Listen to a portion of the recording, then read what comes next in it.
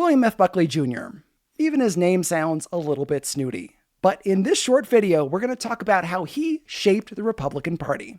In the mid-1900s, there was this thing going on called the liberal consensus, where generally people were kind of okay with their government. They had things like New Deal programs, and generally, they loved it. Conservatism was on the outs. William F. Buckley Jr. saw this gap and decided to fill it. In his mind, conservatism needed an intellectual voice. His first foray into this was a book called God and Man at Yale, which was published in 1951.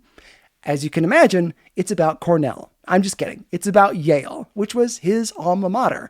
And he was angry at them for a number of reasons, but a lot of it came down to them not teaching what he wanted. So what he wanted higher education to be teaching was patriotism, religion, and laissez-faire economics. This is a time where conservatives in general weren't necessarily taken seriously on college campuses. And the book was a huge bestseller, in part because Yale decided to fight back. And controversy sells. A few years later, he founded National Review, quite possibly the most successful journal of opinion in American history, which doesn't sound all that important, but what he was doing was bringing all these different kinds of conservatism together and putting it in the same place so that they could discuss things and become respectable in the public square. It became the it publication for conservatives.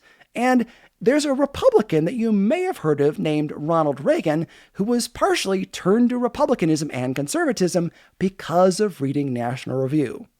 That is an impact. It also spread ideological arguments for things like states' rights and school vouchers, and some racist stuff about how Africans and Asians couldn't govern themselves. It also made the argument that the abolition of slavery was unconstitutional, which is hard to believe considering it's in the Constitution. To learn more about the Republican Party, conservatism, and William F. Buckley Jr., listen to the Truce podcast. Truce is a history show that looks inside the Christian church in order to explore how we got here and how we can do better. This season, I'm trying to figure out how some evangelicals tied themselves to the Republican Party in the 1970s and 80s.